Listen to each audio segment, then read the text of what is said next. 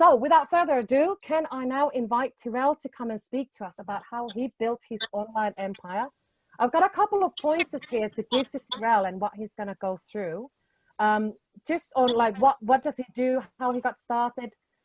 I find this one story about Tyrell and how he leveraged this so-called weakness of his to actually build the online. So often we think we have to have everything together and perfect, and how he actually built those programs.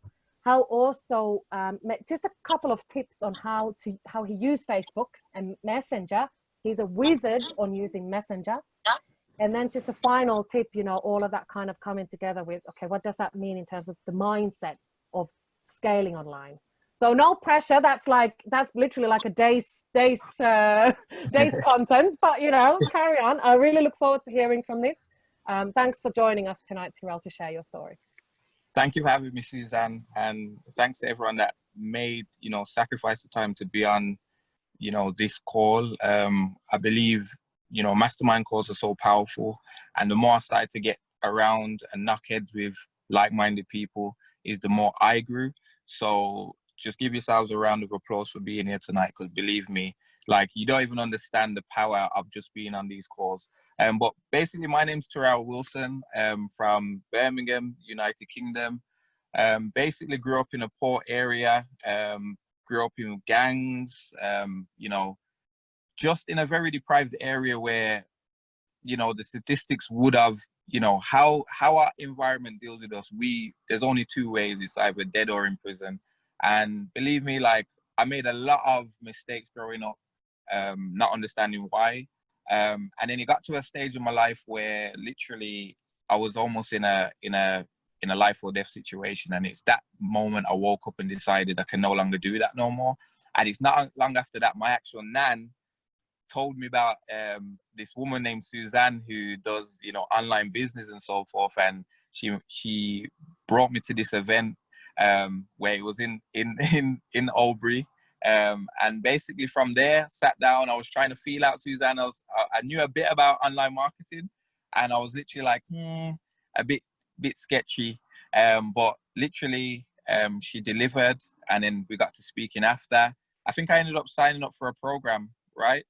And then from that, we talked closely, and then it led from that moment. And just literally a few months before that, I got married. I was working at DPD, and I hated the job. And I decided just after I got married to quit my job. Didn't have no money in the bank. My wife thought I was an absolute idiot. And it was literally at that time I spent like my last, I think it was £103 on a 2-day seminar on social media marketing and all that great stuff. And I really started to learn, and I didn't stop. I just, everything I could find online. And it was at Suzanne's event that I really got a lot of golden nuggets that I took away from there, took notes, and I just began to pursue, you know, online marketing and the potential.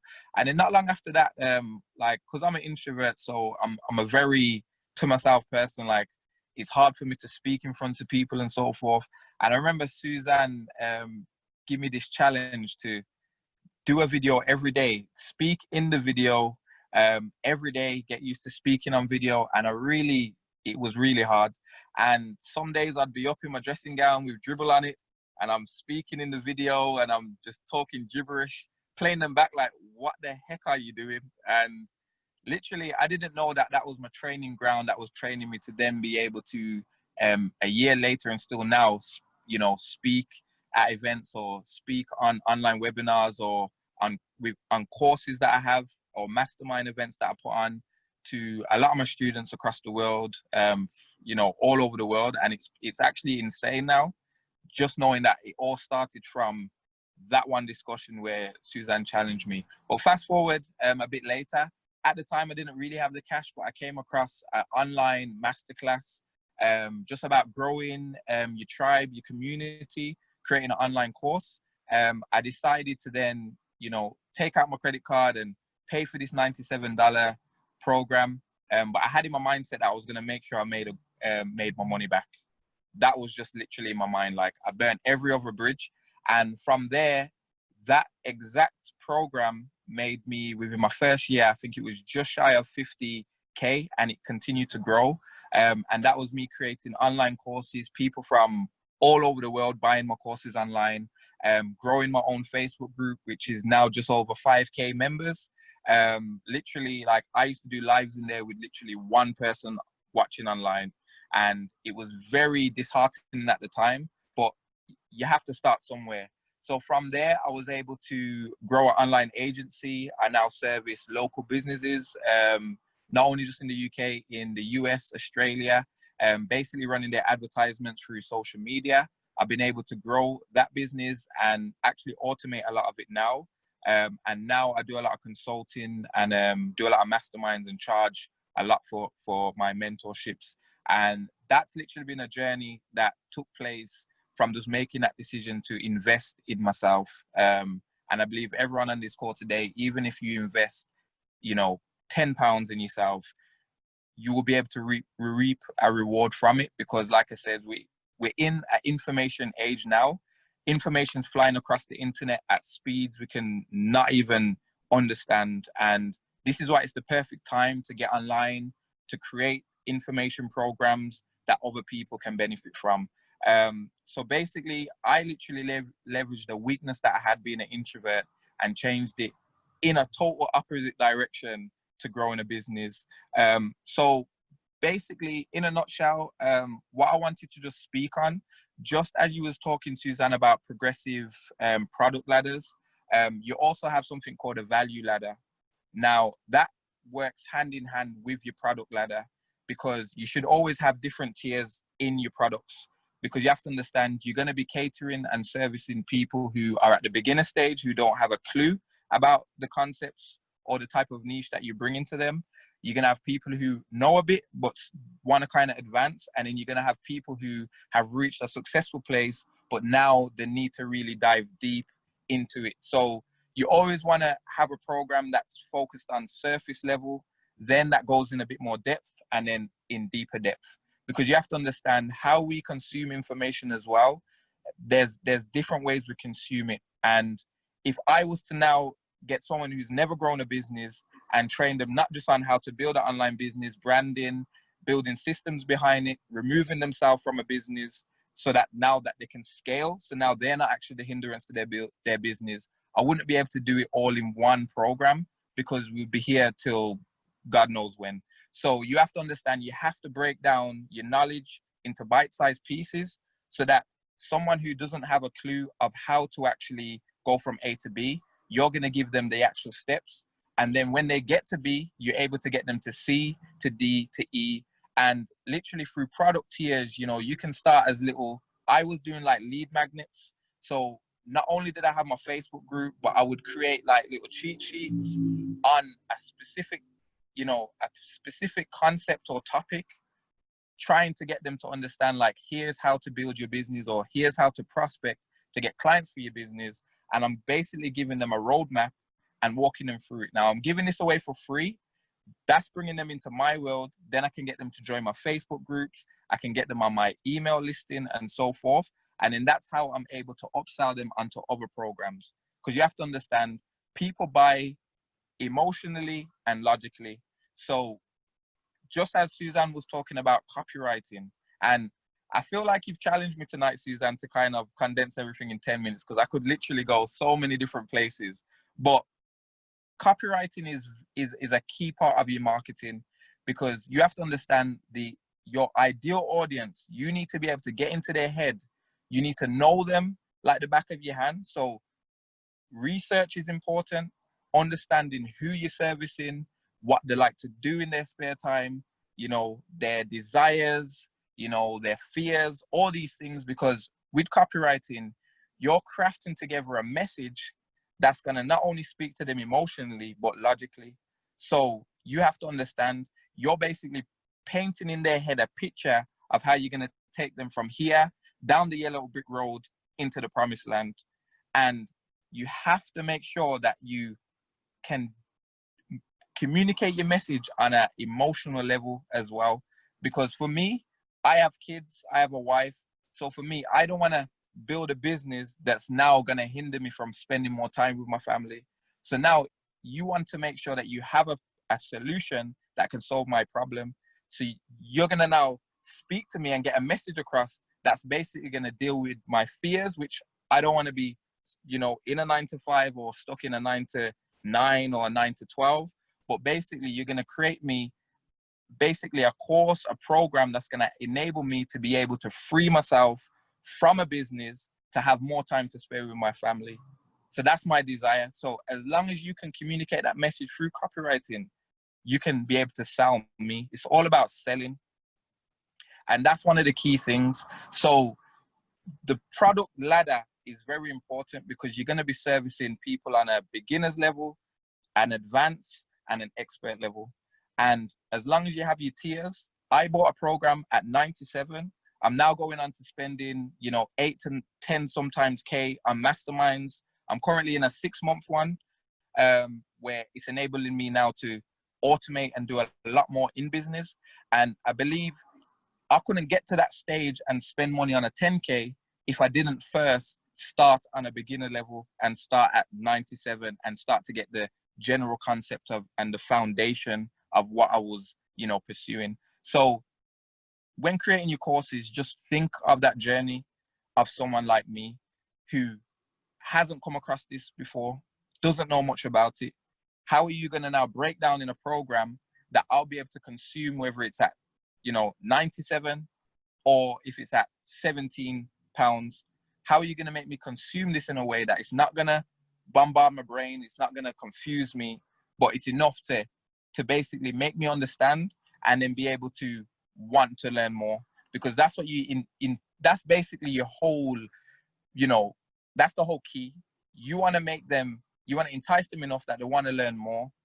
So you don't give away everything.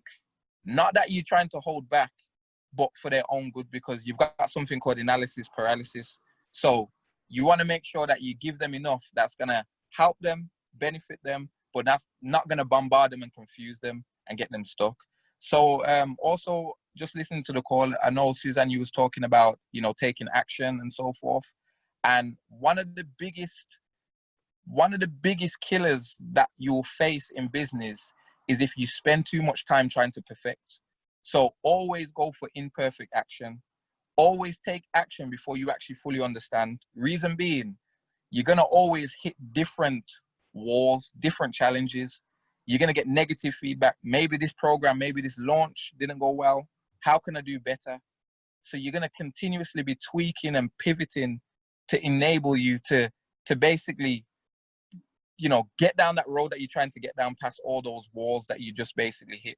So one of the main things that you want to do is take action. Take action before you procrastinate. If you know that you need to write up a plan, do it now. Do it today.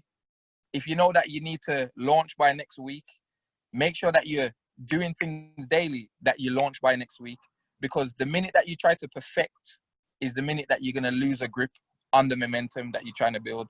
So it's always important to launch before you're even ready. I've done it many times. I've created courses. I've had people buy courses off me that I haven't even created yet.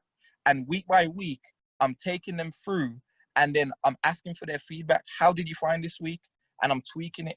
Now, I might do this at a discount because we're taking them through the testing phase of this product. So they've got something called a beta product.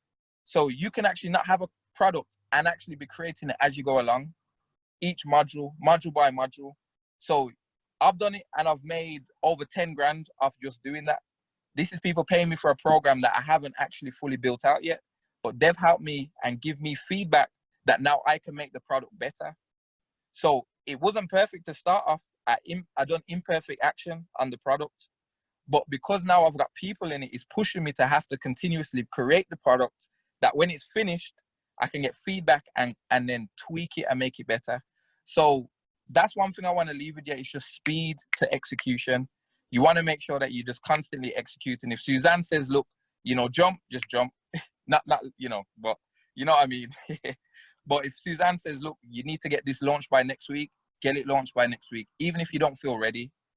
Because one thing you don't want to take over is procrastination. So I hope I haven't really, you know, bored you on that, but that was just my experience. And sometimes we get this thing called imposter syndrome where we don't feel qualified enough. We don't feel like we're as good as others, that we should be telling other people or teaching other people or, you know, coaching other people. But everyone is a teacher. Everyone's a coach. Even if you're just at the intermediate level, you can train and coach someone who's a beginner because you've already gone past that. So don't ever feel that you're not good enough or you're not at a place where you can actually teach other people or coach other people.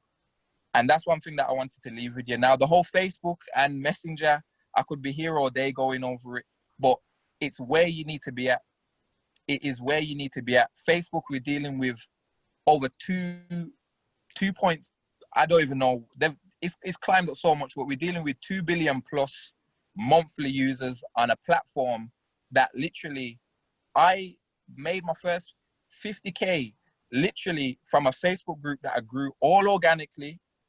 I didn't spend any form of money, no marketing, and I was able to leverage that group to create programs. I was able to set up sales funnels and test them with my organic traffic and perfect them before I run ads to them.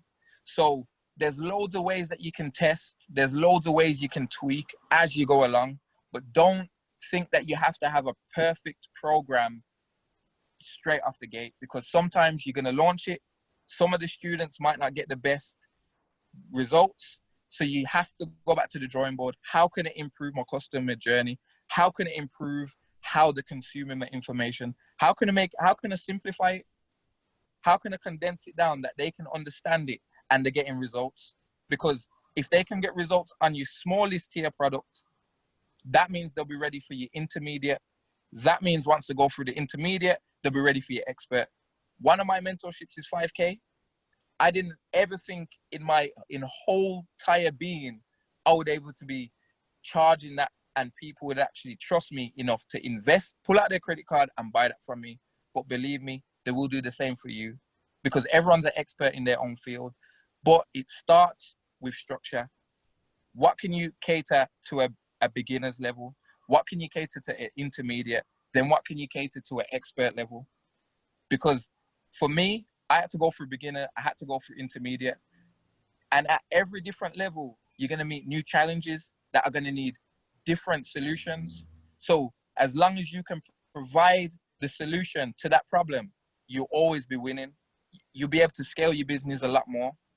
So just think about these things. And I think eventually when Suzanne does get me back on, I'll be able to show you some, because I'm at my mother-in-law, so I've actually just step out and just quickly do this talk. But I'll be able to show you some of the funnels that I've actually used, how I've leveraged giving away something for free and people then going through my funnel, buying my upsell, which was $17, then buying another upsell that's $97, all in one funnel. Then some of them took the leap and bought the $497 and then so forth. And it's a tier because some people are going to say, well, I'm not at the beginner, I'm at advanced, so that doesn't apply to me, so I'm going to need this. So you have to make sure you have different products, different tiers that can cater to different levels of the student that you're trying to bring on board. But I hope that was, I could go on and there's so much, and there's so much that I'm still learning, so much that I've learned, you know, from 2 years ago to now. But like I said, it all came from mistakes. It all came from failing, going back to the drawing board, tweaking, and literally just pivoting and tweaking until finally I got it right. And then even when I thought I got it right, I realized there's more to it and I had to learn more. So it's always a learning game, and you can actually set up your products to do the same thing so that when someone gets to that place where they feel like, yep, they've learned it all, and then they realize they're faced with more problems, you have another product that can solve that.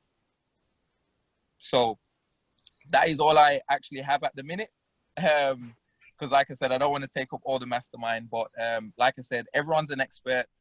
Everyone is awesome. Even the fact that you've, you know, sacrificed your time to be on this call, believe me, it's going to help. And it's those little tweaks, it's those mindset shifts. Every time you hit a new obstacle, it's getting on these type of calls, learning from people who's been where you've been and are where you want to be. And believe me, it's just those little pivots that are going to really help to change the game for you.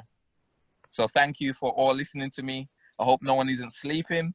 Oh my falling God, asleep. no, can we just Well, come thank out? you. I can see already in the chat, it says, wow, Yeah, wow, wow, amazing. Thank you, Tyrell.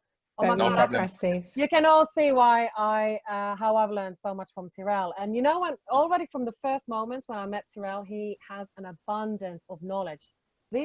I don't know how you remember so many facts, but seriously, one of the most amazing people and trainers. So you can imagine that when I met Tyrell for the first time, he's speaking like this, and he said, "I'm never doing videos, no way." And all the people, they need you, like people need you. And all he's doing, he's analyzing everything to do with marketing, the things that other people would find incredibly boring. Please don't take for granted what you know, because it is truly valuable, a huge deal for many people potentially. And when you start to then scale, I love what Tyrell said there. And just briefly, I could point out lots of things from there, but just one of the most important things is what Tyrell said there is always about learning. You know, we're all evolving, right? But don't assume that you know what the customer needs. This is a danger area, because I have done that myself. Sometimes, oh, well, this is what everybody needs. Maybe, but not in the same way. It's not said in the same way. It's not. And also, like Tyrell said, constantly going through the process and collecting the feedback, and launching the product before it's ready. You know what most people say? They say, oh, I don't want to put myself under that pressure. You do want to put yourself under that pressure, because otherwise it won't get done. If you sell the program once, you have to create the content that you've been thinking about for years.